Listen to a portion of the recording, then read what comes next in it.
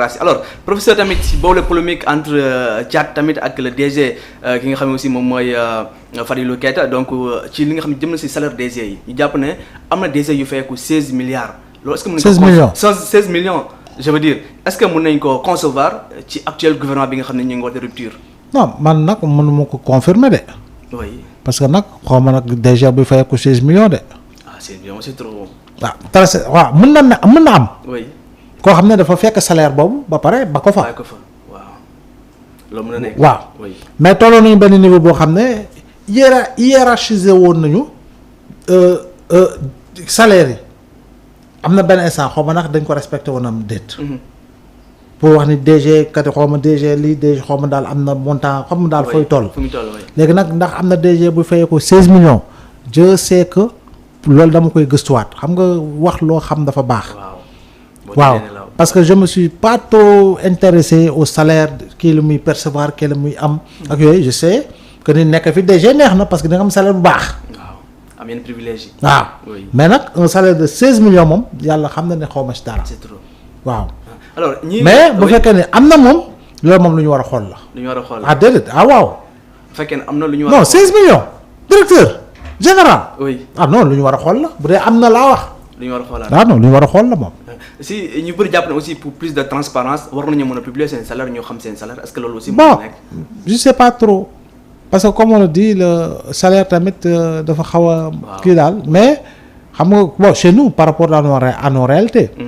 léegi nag am na salaire yoo xam ne moom ñëpp xam nañu DG bi la muy ama voilà am na yu kii maintenant attendons de voir ndax bu ñu jëmee si yenn waxtaan yi ak yenn réformes yi daañu dugg si loolu. mais dans tous les cas salaire moom fii DG ak yeneen ni dafa am fu mu war a yem. te waru ko dépasser. am fu yem te waru ko dépasser. waaw salaire 16 millions moom professeur ci dëkk bu dëgër bi ak nu muy doxee nii moom day xaw a doy waar. alors ci beneen point bu ñu war a waxtaanee tamit bokk na ci li nga xam ne tamit jëm na ci wàllum trésor ñu wax fa wàllum sàcc vol de chèque en tout cas foofu ca trésor donc un vaste réseau de fraude aux douanes dévoilé. Donc une enquête de la division des investigations criminelles a mis au jour un réseau sophistiqué de fraude impliquant le vol de 150 chèques du trésor donc public totalisant benn montant bu toll ci 7,86 milliards de francs CFA. Donc ces chèques étaient utilisés pour des paiements frauduleux de droits de douane par l'intermédiaire de sociétés de transit. loolu nag la ñu daal di xëy tey fësal ci li nga xam ne jëm na ci wàllum sàcc bi nga xam ne ni am na foofu ca trésor. Donc plusieurs transitaires impliqués ont admis avoir encaissé ces chèques donc qui leur étaient remis par un commerçant actuellement en fuite. Donc kooku mooy Pape Gueye Thiaw en échange il lui versait des commissions allant de 10 à 12%. Professeur loolu nag mu nekk xibaar bu doy waar donc ki nga xam ne aussi moom mooy Pape Gueye Thiaw en tout cas am na ki nga xam ne daan nañu koy teg loxo actuellement moom mooy Mansour Kane donc moom Mansour Kane li mu xamle wala lu mu révélé moom mooy xaw a doy waar mooy lii ne ko pratique yi bees ci biir trésor yàgg na faa am naka lañu mën a comprendre loolu. non xam nga bon moo lay wax ni circuit boo xam ne dafa mel ni lu bëgg nëpp ndax yàgg yu yenn pratiques yi yàgg ñu jàpp ni nag lu ñu war a dakkal la. parce que yomb na trop lu mu toll ni trésor mu war a mën a am ay vol yoo xam ne dafay laal chèque bay làmboo si wàllu douane ay transitaires dugg ca ay commerçant loolu nag complicité bi dafay nekk complicité boo xam ne complicité yu kawe lay doon. complicité yoo xam ne si circuit bi la ñu nekk mun ko lool ba pare nekk ay fonctionnaires di si liggéey xam ko mun ko doxalee. donc je pense que des fois bande groupement bande yi.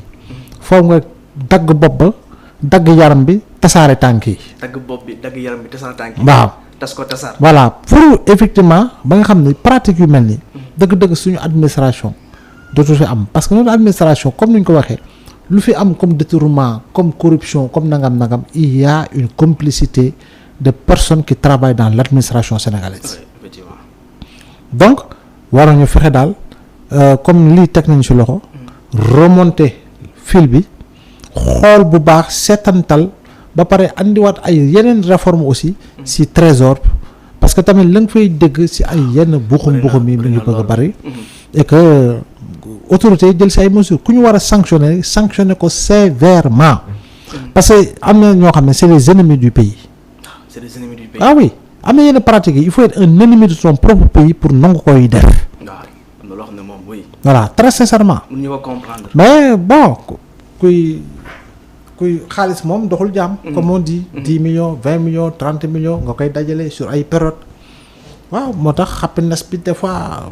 da lay jàpp ba nga xam ne da ngay fàtte sax yenn mbir yi. da ngay fàtte askan bi de. waaw sa poste ngay gën a tal. maa la wax lii. oui li ñu gis trésor gis ko tamit lu bëri si administration bi est-ce que tamit mënuñoo jàpp di que ne premier mandat Bassirou Diomaye Faye du nekk mandat de réforme pour ñu mën a changer lu bëri ci suñu administration.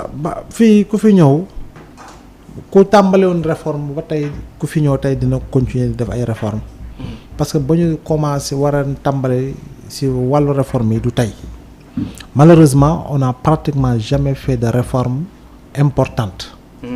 Voilà on a eu à faire des réformettes sur des questions liées aux élections surtout. waaw question politique. voilà oui. mais réforme yoo nga xam ne dafa am solo lool ñu si xaar lool te askan wi war see mën a gis boppam réforme yooyu daanaka dañ koo bàyyi ginnaaw moo tax pour ce régime bi nga xam ne moom il s'est engagé dans la voie des réformes ce ne sera pas une mince affaire dina nekk exercice bu difficile mais qu'il fonce et qu'il ne regarde pas dans le rétroviseur parce que boo réformer li ngay réformer def ko tey keroog suba d'ici yeneen at ñi ku toogaat itamit lu bari dootu la tardel di nga mën a nekk si yeneen mën a avancer voilà mais ñun ku ñëw tu es obligé dellu ginnaaw pour mën a joyanti pour mën a defaraat parce que lu ñuy yàq souvent day bari donc je pense que niveau boobu daal war nañ see gën a mettre l'accent pour véritablement enclencher une phase de réforme profonde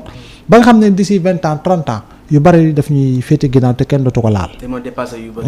loolu day am solo donc ñu ngi nuyu aussi ñëpp ñuy topp actuellement ci YouTube bi donc Bass Sène ñu ngi koy nuyu bu baax a baax di nuyu aussi Thiat yi nga xam ne actuellement yéen ñëpp yéen ñuy topp donc vous êtes en direct sur DKR 221 dinañ dalal léegi rek ki nga xam ne aussi moom mooy Mahou Mandela dañuy waxtaan tamit ci lu jëm ci question Iran ak Israël loolu nag dinañ si xëy na dugg tuuti rek ak le professeur donc Mahou nag ma ñëw bu baax a baax si yaatal bi nga xam ne nii am na ci conflit bi nga xam ne noonu actuellement moom mooy secouer le monde dañuy waxtaan tamit professeur ci Guy Marius Sagna ak problème bi nga xam ne doxoon na si moom ak le général Moussa Fall donc après une bataille juridique une longue bataille judiciaire l'activiste et député Guy Marius Sagna moom daal nay am gain de cause donc lundi devant la chambre correctionnelle donc dans l'affaire qui l'opposait au général Moussa Fall donc ancien haut commandant de la gendarmerie nationale moom Guy Marius Sagna ci lu mu publié jëmale ko ci mbir moom la moom mooy daal xam ne j'avais été condamné contre le général Moussa Fall l'ancien haut commandant de la gendarmerie nationale sénégalaise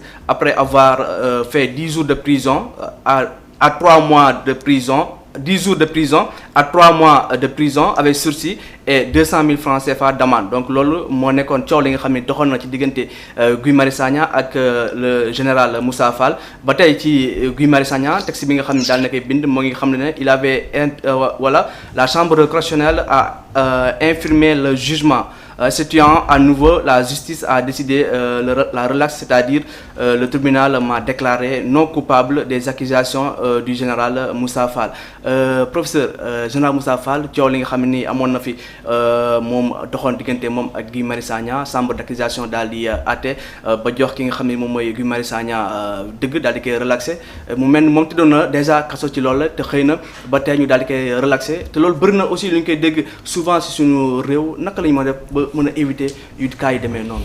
non xam nga jugé woon nañ ko condamné na ko diffamation la woon. oui. diffamation la woon teguñu ko woon. def na appel ba tey jii nii yoon jox ko dëgg. oui. loolu moo si am solo donc lañ ko daane woon ba mu waroon fay 200 000 francs amende xaw ma. 200 000 waaw ak yu demee noonu. léegi France yoon nee na ko defoo dara relax pur et simple lañ ko jox. kon boog loolu dafay firndeel ni rek que ni yoon mu ngi fi et que nit daañu la condamné fii nga dem fee yoon setal la daañu la condamné fii nga dem feneen yoon gën kaa diisal. waaw donc loolu mooy justice. da nga gis koo xam ne day def appel bi gën a diis jugement en première instance. nga gis koo xam ne dafay def appel bi gën a yoram jugement en premier appel wala mu def li nga xam ne moo di ni ñu koy waxee te appel mu dem ñu ne ko France demal sa yoon. donc loolu moo xew ci diggante Guy Marius ak yoon dans le cadre du dossier relatif à